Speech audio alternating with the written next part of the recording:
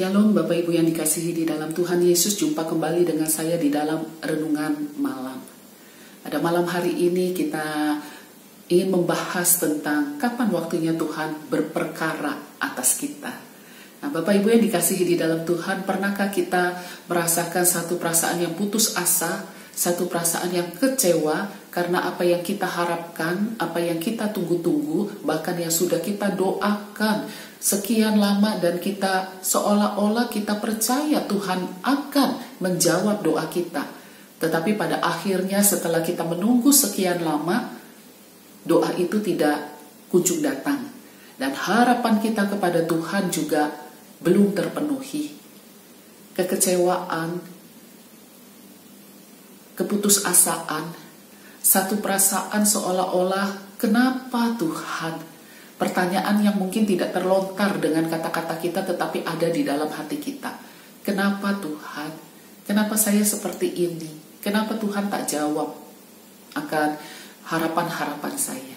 Nah, Bapak Ibu yang dikasihi di dalam Tuhan, kadang ada begitu banyak kata-kata penghiburan yang seolah-olah ingin supaya kita tetap terus berharap kepada Tuhan. Meskipun Tuhan yang kita harapkan adalah Tuhan yang tidak menjawab doa bagi kita. Nah, Bapak Ibu, pada malam hari ini saya mengambil renungan di dalam Yesaya pasal yang ke-25. Di sini Yesaya menyampaikan kepada umat Allah akan firman Tuhan. Pada waktu itu kondisi bangsa Israel sedang mendapatkan tekanan yang luar biasa dari kerajaan Babilonia. Pada waktu itu bangsa Israel belum dijajah, belum masuk ke dalam pembuangan.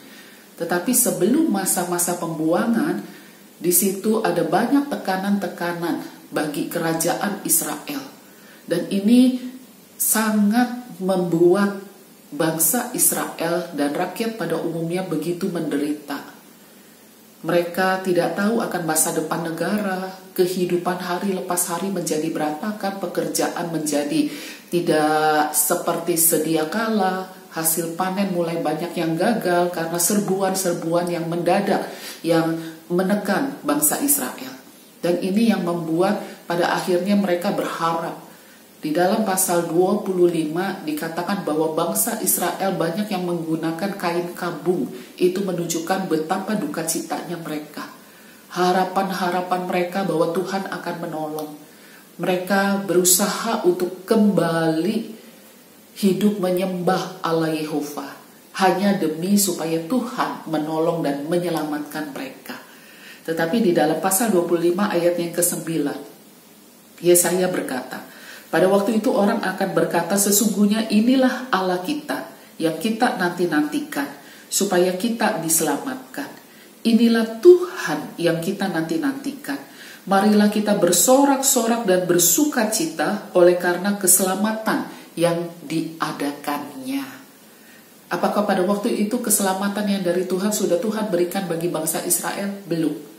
Tetapi Yesaya ingin memberitahukan firman Tuhan, perkataan Tuhan kepada bangsa Israel bahwa sesungguhnya inilah Allah kita yang kita nanti-nantikan supaya kita diselamatkan. Lalu 9b, inilah Tuhan yang kita nanti-nantikan yang sudah kita dapatkan. Marilah kita bersorak-sorak dan bersuka cita oleh karena keselamatan yang diadakannya. Yesaya berbicara tentang kairos, waktunya Tuhan. Bapak Ibu yang dikasih di dalam Tuhan, kadang waktu kita tidak sama dengan waktu Tuhan. Ini yang membuat pada akhirnya karena kita tidak memahami kehadiran waktu Tuhan dalam hidup kita, maka ada banyak perasaan-perasaan yang mengombang-ambingkan kepercayaan kita kepada Tuhan. Kairos Tuhan tidak sama dengan waktu yang kita harapkan. Yang kita pikir ini sedang mendesak, tetapi bagi Tuhan kamu belum terjepit. Yang mungkin bagi kita berkata, ini adalah kesempatan saya yang terakhir. Tetapi mungkin bagi Tuhan mengatakan, kesempatanmu belum waktunya untuk saya berikan. Nah, Bapak Ibu, kairos Tuhan kadang kita terjemahkan di dalam kehidupan kita adalah kesempatan. Kesempatan di mana Tuhan berkarya dalam hidup kita. Kesempatan di mana Tuhan memberikan keleluasaan bagi kita untuk kita berkarya bagi Tuhan. Kesempatan untuk kita yang Tuhan berikan untuk kita bisa menikmati kehidupan kita. Kesempatan adalah anugerah. Itu sebabnya biarlah kiranya tetap kita menjaga hati kita.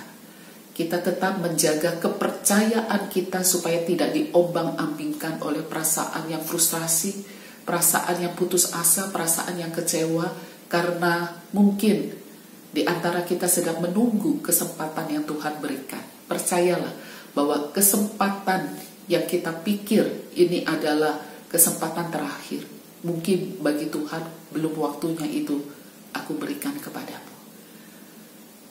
Amin. Mari kita masuk di dalam doa. Kepada Tuhan yang mengasihi kami, ajar kami untuk hati kami tetap berharap dan bergembira, bersuka cita di dalam Tuhan. Sekalipun mungkin kami harus melewati jalan yang berbatu, jalan yang tajam, kami melewati hujan yang lebat, badai yang besar, tetapi berikan kepada kami Tuhan kekuatan iman, bukan saja untuk kami bisa bertahan, tetapi tetap untuk kami bisa terus berharap di dalam sukacita, karena Tuhan akan menganugerahi setiap kami. Terima kasih Tuhan. Berkati untuk saudara-saudari kami yang sedang mengalami pergumulan-pergumulan yang berat.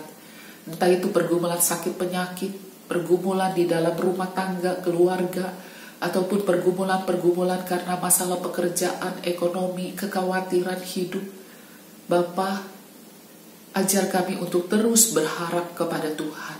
Sampai suatu saat waktunya Tuhan berperkara atas kami, Engkau mendapati kami hadir di dalam iman kepada Engkau. Jangan biarkan kami jatuh di dalam berbagai-bagai pencobaan hanya karena kami ingin menyelesaikan masalah kami.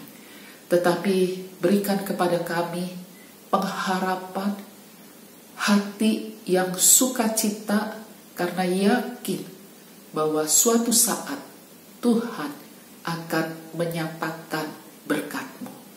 Terima kasih Tuhan. Di dalam nama Tuhan Yesus kami berdoa bersama-sama. Amin. Selamat malam Bapak Ibu yang dikasihi di dalam Tuhan. Terus bersandar, terus berharap kepada Tuhan.